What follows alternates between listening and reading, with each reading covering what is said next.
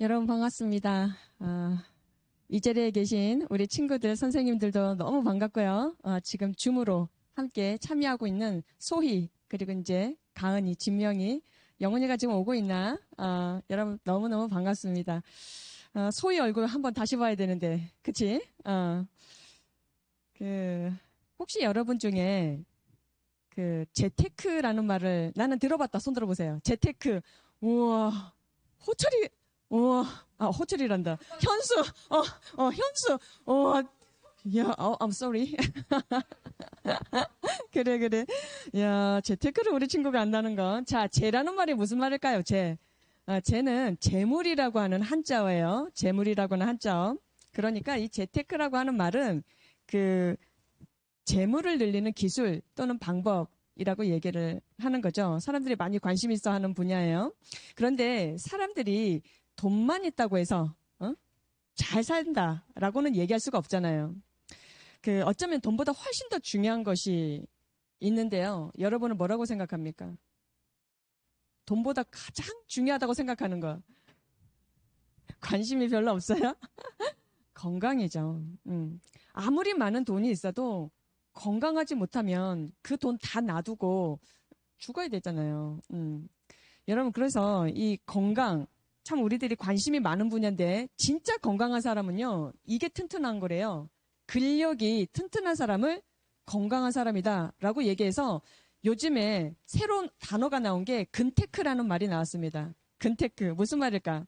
근력을 늘리는 기술, 말하자면 운동을 해야 된다라는 거예요. 운동. 그만큼 사람들에게 있어서는 돈도 필요하고 이 근력, 건강도 굉장히 필요할 수 있는데 목사님이 진지하게 고민해보고 기도를 해보고 그냥 살아봐도 그것보다 훨씬 더 중요한 것이 있더라고요. 그게 뭘 거라고 생각합니까, 만영이는? 영테크라는 게 있어요. 영테크 들어보셨습니까? 들어볼 리가 없을 거예요. 왜냐면 목사님이 만든 신조어거든. 와우! 영테크. 영테크가 무슨 말일까요? 자, 재테크는 재물을 늘리는 기술이다. 근테크는 근육을 늘리는 기술이다. 라고 한다면 이 영테크는요. 자, 한번 들어보실래요? 영성을 늘리는 기술이다. 라고 얘기할 수가 있어요. 여러분, 이 영테크는요, 우리 영혼을 건강하게 바로 세우는 것을 이야기하고 있습니다. 가장 우선이 되는 것, 가장 기본이 되는 것이 뭘까? 바로 예배라는 거예요. 예배. 우리가 예배를 잘 드리는 것이요, 이 영적인 힘을 기르는 것이거든요. 예배를 통해서 하나님의 말씀을 내 마음에 새기고 또 그 새긴 말씀대로 우리가 순종을 하는 것. 그렇게 되다 보면 하나님께서 세빈이를 구체적으로 인도해 가세요. 경진이를 하나님께서 복을 주세요. 우리 모두에게 예배를 통해서 영적인 근육이 튼튼해진다면 우리 모두에게 하나님께서 은혜를 주실 수밖에 없고 우리는 이 땅에서 은혜를 나눠줄 줄 아는 사람이 된다라는 것입니다. 이제 우리가 교회에서 안전하게 예배를 드릴 수 있게 되었어요. 우리 모두가 이 줌으로도 함께하는 친구들도 있지만 우리가 건강하고 안전하게 이제 교회에서 예배를 드리게 되는데 다 나와서 한 사람도 빠짐없이 예배에 집중하고 예배를 통해서 우리 영적으로 더 든든하게 커가는 우리 샤인중도부 모든 친구들과 선생님들 다 되시기를 간절히 축복합니다. 오늘 하나님께서 허락하시는 말씀 찾아서 읽겠습니다. 사도행전 10장 9절부터 16절입니다. 우리 친구들이 오자마자 막 수군거리는 이유는 사도행전이 어디 있어?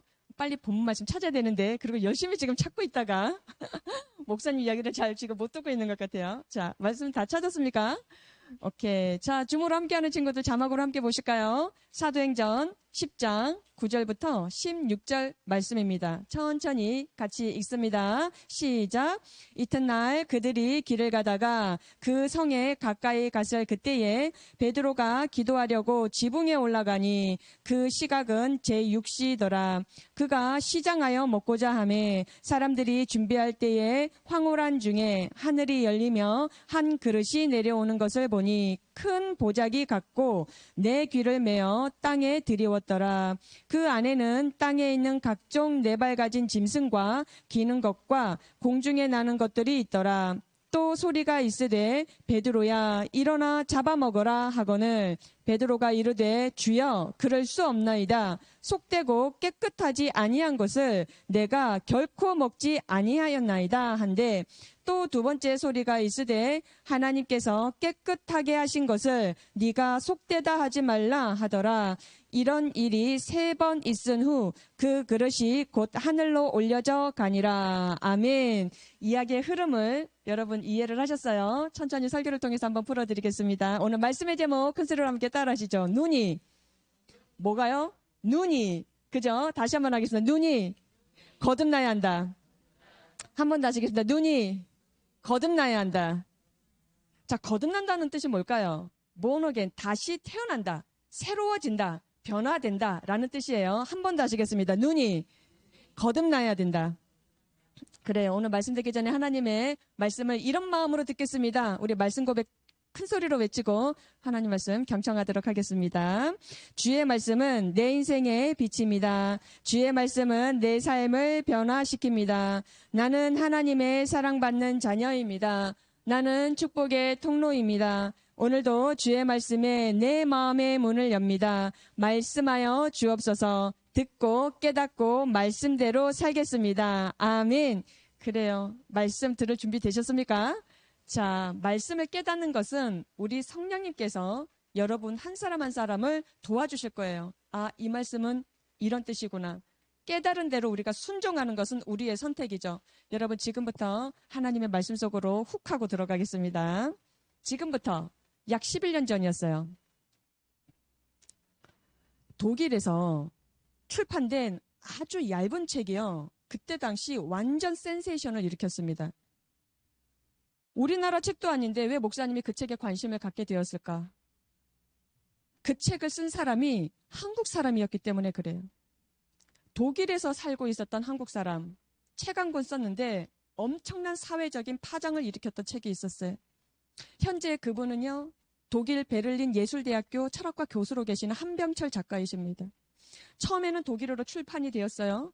그것이 너무너무 반응이 좋아서 2년 뒤에 한국에 번역이 돼서 출판이 되었는데 왜 그 책이 한국에서도 그렇게 많은 관심과 주목을 받게 되었느냐면 그 책 제목 때문이었어요.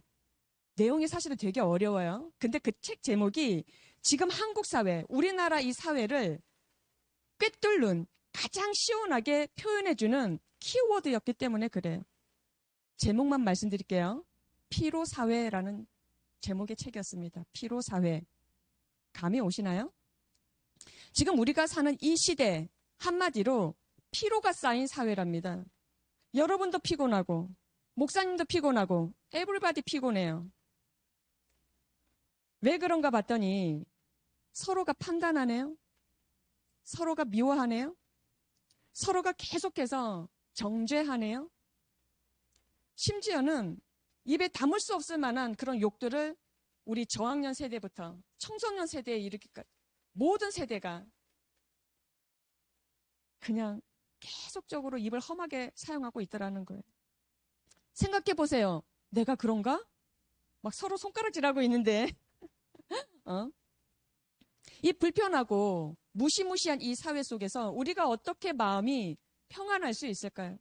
그리고 더 중요한 것은 이 험한 세상을 어떻게 하면 우리가 아름답게 변화시킬 수 있는 것일까요?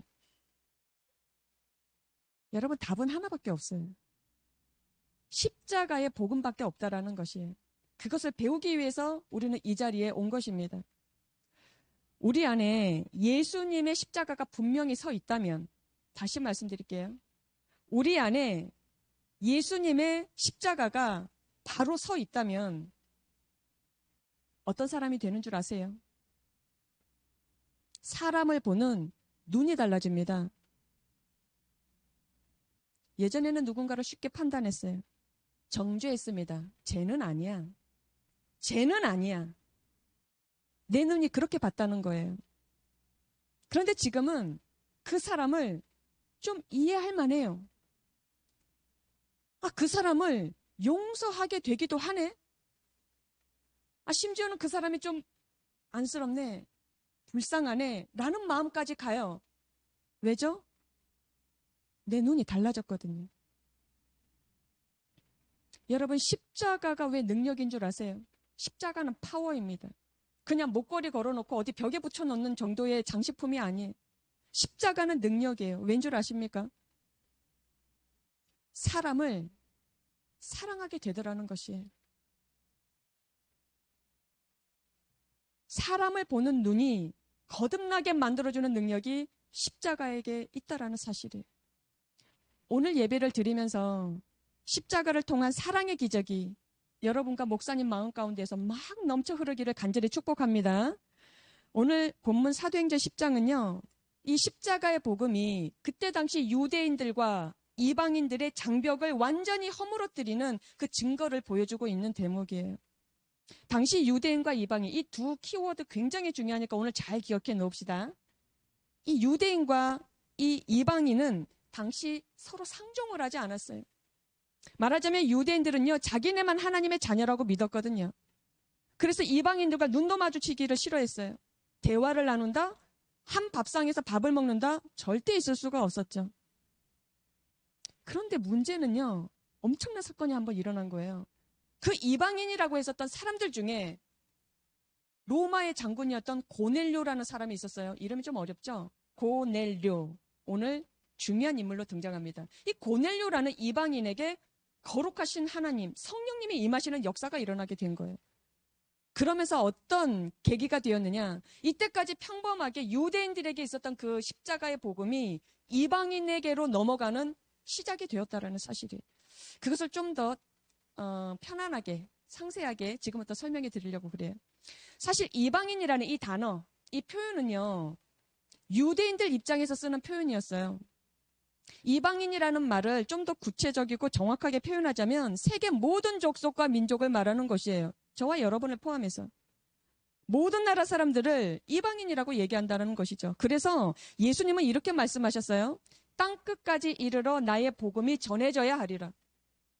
거침없이 누구에게도 어느 나라에게도 나의 이 십자가의 복음은 계속적으로 증거되어야 하리라 라고 말씀하셨는데 안타깝게도 이러한 하나님의 계획이 유대인들, 특히 베드로를 포함한 제자들의 마음 가운데 그냥 갇혀 있었어요. 고여 있었다니까요. 흘러가지를 않았어요. 그러니까 자기들만의 복음이라고만 생각했었던 것이죠. 그러니까 이방인들을 계속적으로 무시하고 판단하고 피하게만 했었지 복음을 전할 생각을 전혀 하지 않았다라는 것입니다. 이런 생각을 했던 것이죠. 이방인들? 그 구원 못 받아. 이방인들? 걔네들은 하나님의 관심의 대상이 아니야. 이방인들 더러워. 죄인이지. 당시의 문헌, 기록을 보면 뭐가 적혀 있느냐면 이방인들의 용도, 이방인들은 어디에 써먹는 존재들인가, 지옥의 불에 필요한 땔감이라고까지 얘기한 글자가 있어요. 그런 역사적 기록까지 있어요. 그만큼 유대인들이 이방인들을 개무시했다라는 사실이에요.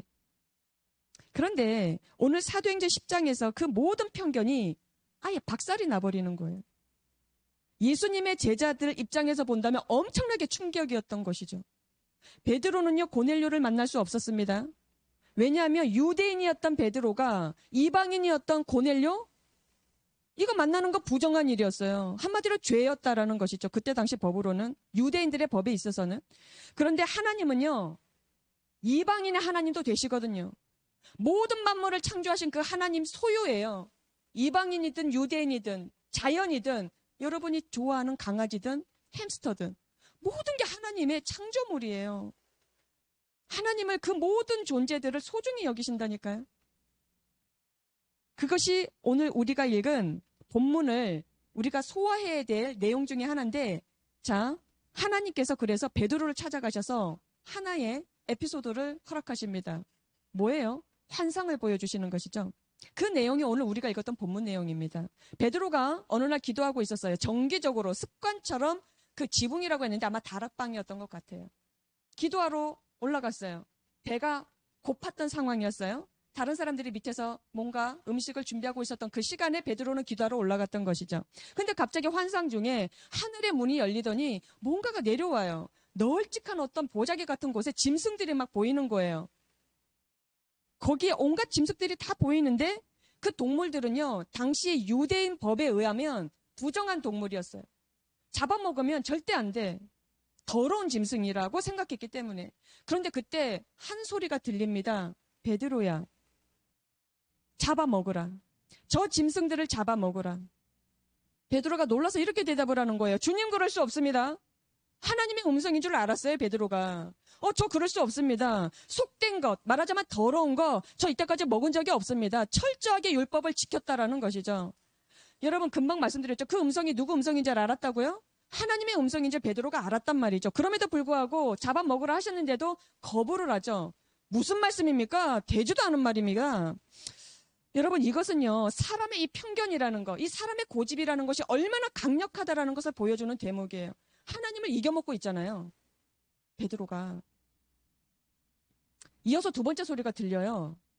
뭐라고 하시느냐? 하나님께서 깨끗하다라고 얘기한 것을 네가 더럽다고 말하지 말라. 이것을 3번이나 반복해서 말씀하시고 그 보자기가 다시 하늘 위로 올라가는 환상을 베드로가 보게 된 것입니다. 이해가 안 되는 거예요, 베드로 입장에서는. 이게 무슨 의미지? 이게 왜 내 눈앞에 보였을까? 기도 시간에 보여주는 것은 예사롭지가 않은 거거든요.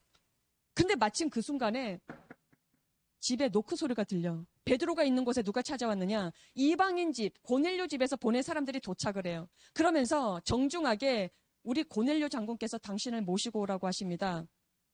베드로가 따라가요. 생각해보니까 그 환상이 어떤 의미였느냐?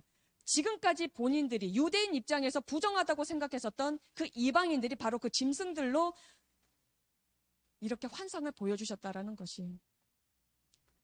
만약에 하나님께서 그 환상을 통해서 베드로에게 하나님의 뜻을 구체적으로 보여주시지 않았다면 베드로는 절대 따라가지 않았을 겁니다. 이방인의 집에 가거나 함께 식사한다라는 건 이거는 더러운 일이었거든요. 죄였단 말이죠. 유대인들은 그렇게 믿었다니까요.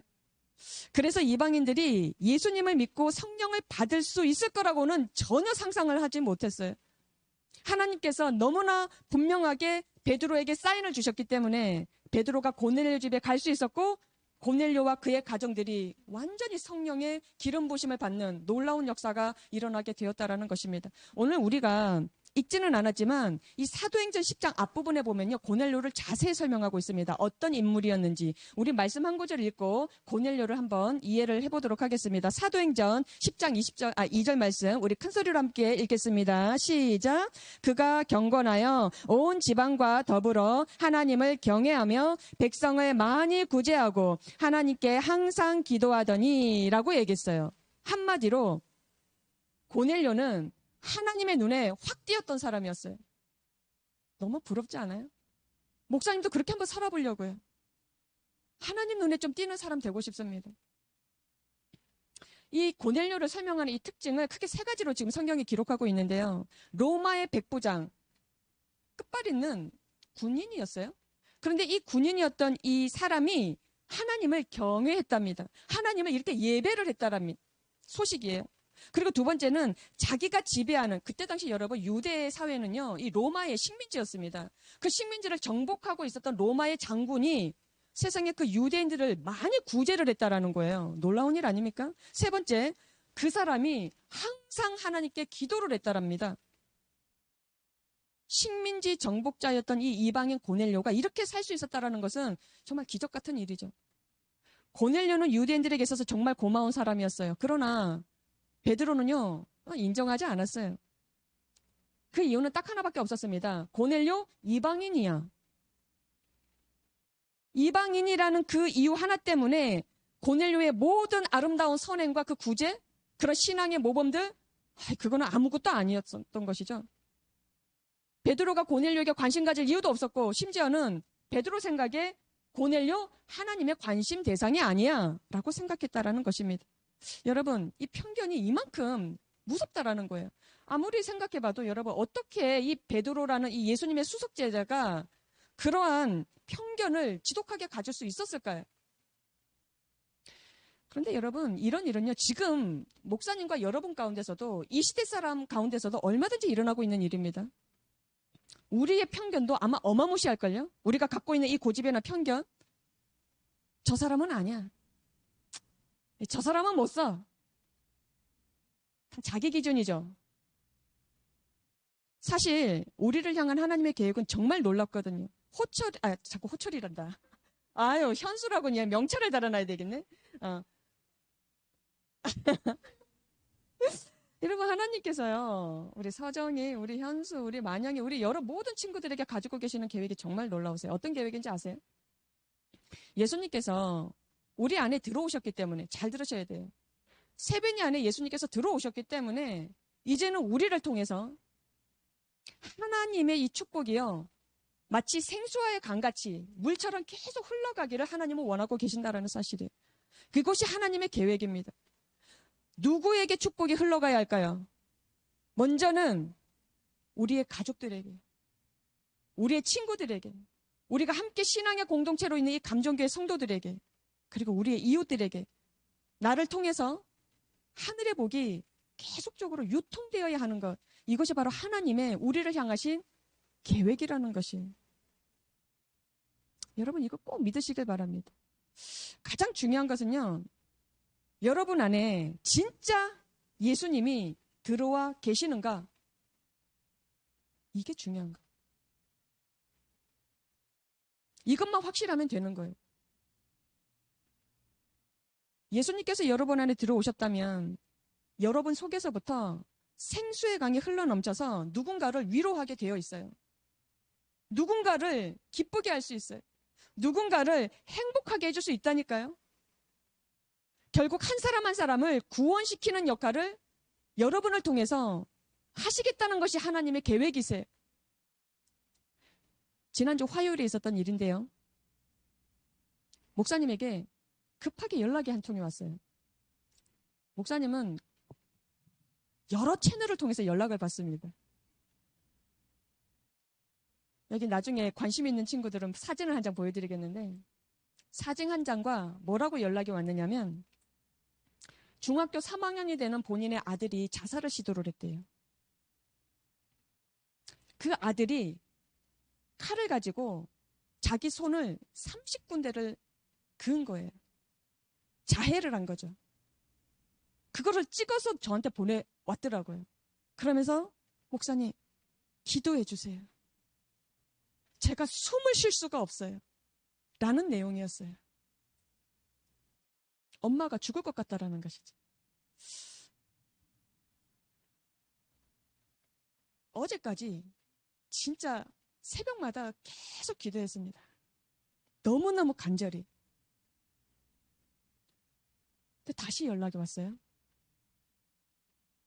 그대로 읽어드리고 싶은데, 목사님 저는 알고 있습니다. 알고 있습니다. 이렇게 첫마디야. 목사님 저는 알고 있습니다. 진짜 하나님을 사랑하고 그분 안에서 살아가는 사람이 하는 기도의 힘을 저는 믿습니다. 목사님 기도해 주셔서 감사합니다. 그러면서 다시 숨을 쉬게 되었다라는 것이. 여러분, 이것이요, 하나님께서 우리를 통해서 하고 싶어 하시는 계획이세요. 여러분을 통해서 한 사람 한 사람을 새롭게 하시고 구원시키고자 하시는 것이 하나님의 계획이시라는 거예요. 이러한 하나님의 계획이 우리를 통해서 이루어지려면 우리가 사람을 바라보는 눈부터 달라져야 한다는 것입니다. 우리가 여전히 강한 편견을 가지고 저 사람은 안 돼, 저 사람은 못 써, 심지어 우리 친구들의 표현으로 얘기하자면 저 사람 쓰레기야, 무시하고 외면하고 심지어 관심을 가지지 않는다면 하나님은 우리를 통해서 아무런 일도 못하세요. 하나님께서 능력이 없으셔서가 아니라 하나님은 반드시 믿는 사람들을 통해서 역사하시거든요. 혹시 여러분 중에 예수님을 믿고 나서 이제는 꼴 보기 싫은 사람이 없어졌다 라고 다 얘기하실 수 있나요? 솔직히 우리 주변에는요, 참 부담스러운 사람 있습니다. 참 마음에 들지 않는 사람 있어요. 목사님도 그렇습니다. 그러나 예수님을 진짜 믿게 되면요, 눈부터 달라지더라고요. 눈부터. 꼴 보기 싫은 그 사람이, 나랑 진짜 안 맞았던 그 사람이 어느 순간부터는요, 안쓰러워요. 반대로 생각해 보세요. 그 사람이 나를 안쓰럽게 생각해주면 얼마나 고마울까? 목사님도 얼마나 지금까지 실수했을까? 얼마나 상대를 의도적이든 무의식적이든 목사님도 후회되는 짓 많이 했거든요. 근데 상대가 좀 나를 이해해주면 목사님도 더 좋게 변할 것 같아요. 여러분, 이렇게 우리가 달라지는 것이 바로 기적이라는 것이. 예수님 믿는 가장 놀라운 증거, 사람을 바라보는 눈이 달라진다는 것입니다.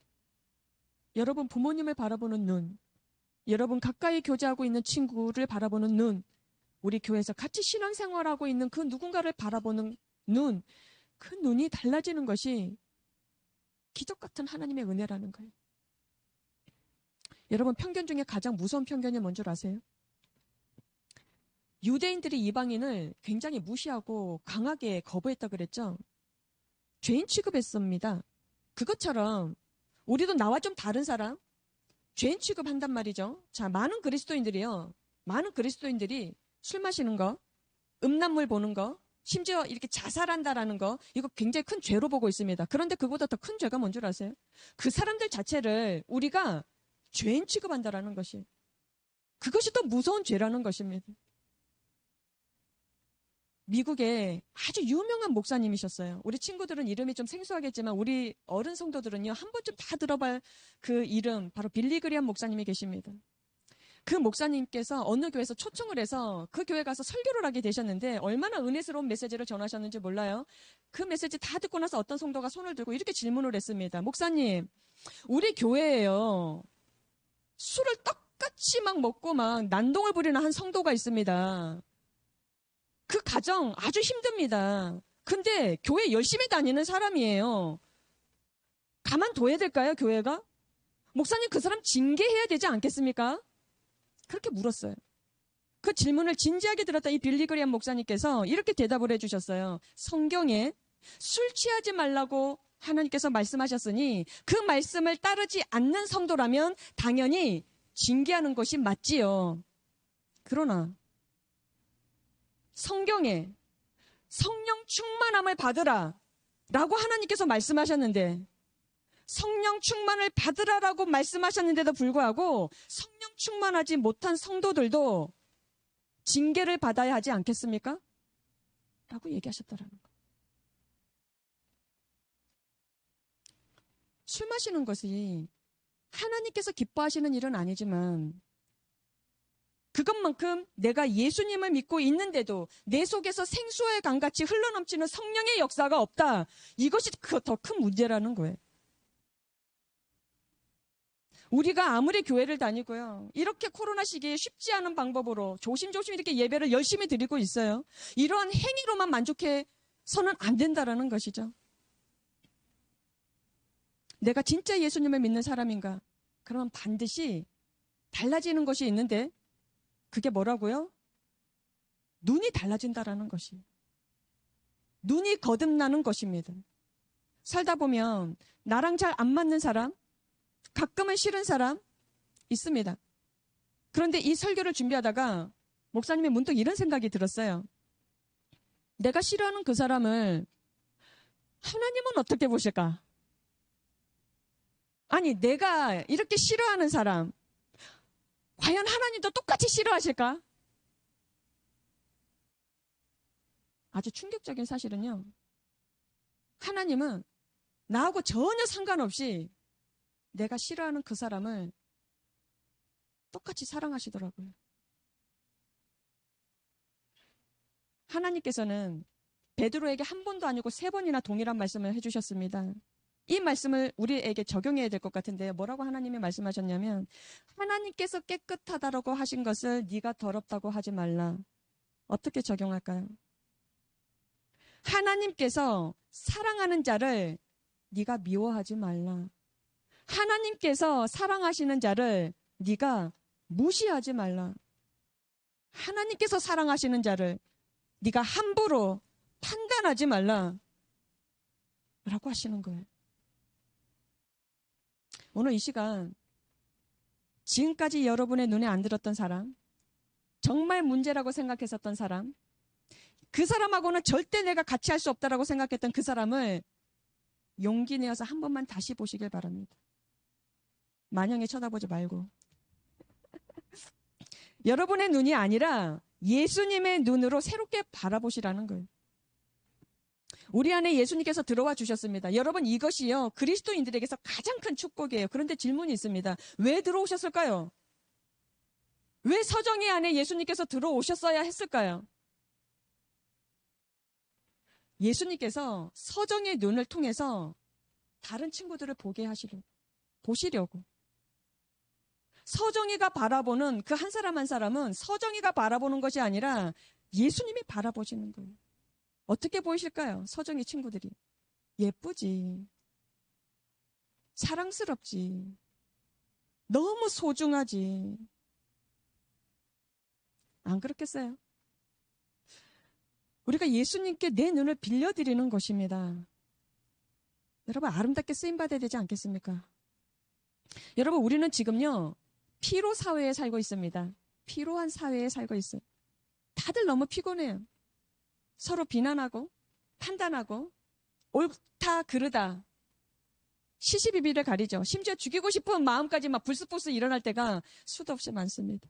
그러나 우리 안에 예수님의 십자가가 분명히 서 있다면, 예수님의 십자가가 정말로 분명히 서 있다면 우리 속에서부터 흘러나오는 그 생수의 강물이 계속적으로 흘러가서 우리의 감정교회 성도들, 그리고 우리의 가족, 그리고 내가 만나는 그 어떤 누구야돼도 그 하나님의 사랑의 역사가 계속적으로 흘러가게 되는 줄 믿습니다.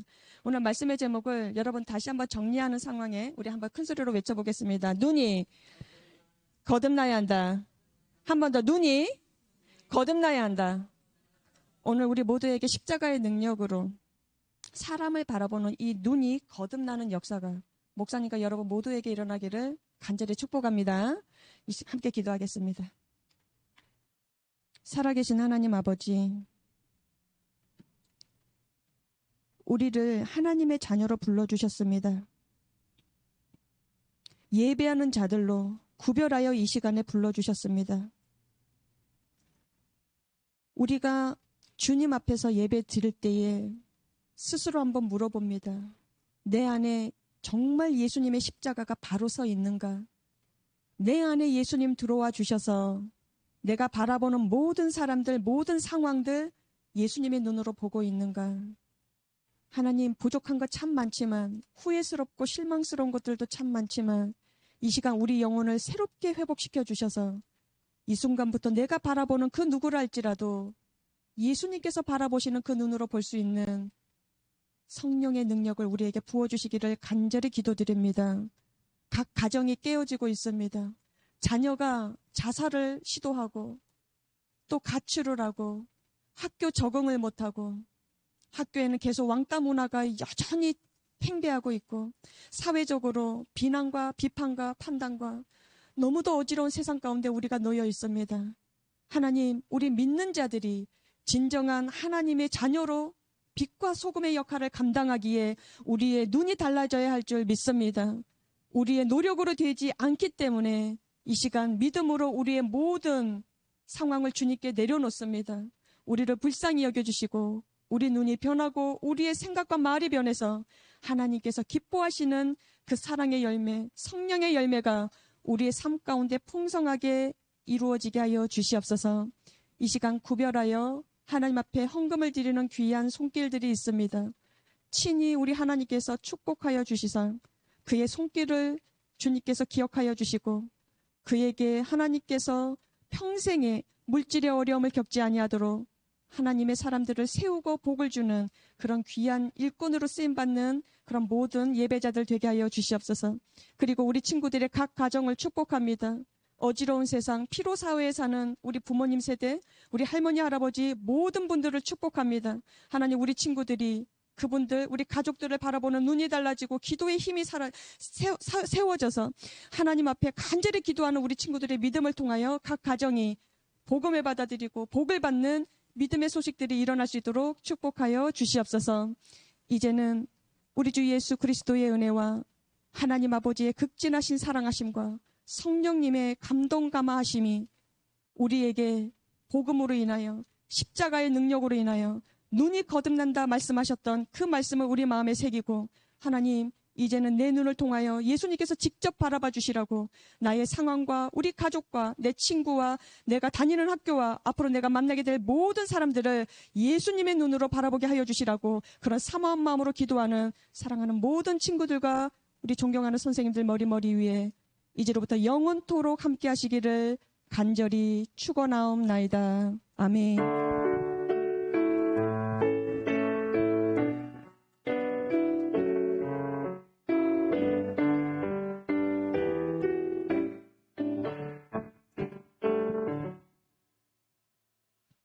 네, 잘 오셨습니다. 저희 감정교회 중등부에서는 우리 친구들과 함께 이 예배 시간 또한 이 주일날 아니면 평일날 더 좋은 프로그램으로 또한 더 재미난 프로그램으로 우리가 준비를 하고 있사오니 우리 친구들 많은 기대해 주시고 이제 코로나가 백신이 접종되고 있잖아요. 이제 아마 올 하반기 이상 되면은 우리 선생님들도 이제 맞으실 거고 그러다 보면은 더 좋은 환경에서 조금 더 친밀한 이런 프로그램을 가지고 우리 친구들과 함께 할 수 있을 것 같습니다. 아무튼 기대해 주시면 고맙겠습니다. 지난주 사인퀴즈 정답자 말씀해 드릴게요. 지난주 사인퀴즈 정답자는 박서정, 황진명, 정만영, 정혜영, 나영은, 신채진, 김진건, 김세빈, 이동현입니다. 네, 고맙습니다. 이번 주 오늘 사인 퀴즈 잘 들어주세요, 우리 친구들. 잘 들어주세요. 첫 번째 문제. 오늘 사도행전 10장은 누구와 누구의 장벽이 무너진 내용인가요? 어렵죠? 아니요? 네. 자, 오늘 사도행전 10장은 누구와 누구의 장벽이 무너진 내용인가요? 1번, 제자들과 성도들. 2번, 유대인과 이방인. 3번, 남자들과 여자들. 쉽다. 맞죠? 다시. 1번, 제자들과 성도들. 2번, 유대인과 이방인. 목사님께서 유대인과 이방인 이거 설교하실 때 많이 강조하셨습니다. 3번, 남자들과 여자들. 두 번째 문제. 고넬료를 설명하는 내용이 아닌 것은 우리 컨닝하기 어렵습니다. 고넬료를 설명하는 내용이 아닌 것입니다. 아닌 것은 첫 번째, 고넬료는 로마의 백부장이었다. 두 번째, 구제를 많이 하고 항상 기도했다. 세 번째, 하나님을 경외하는 유대인이었다. 고넬료는 유대인이었다.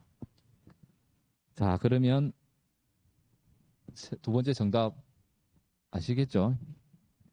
자, 세 번째 문제입니다. 세 번째 문제. 오늘 설교 말씀의 제목을 정확하게 적어 봅시다.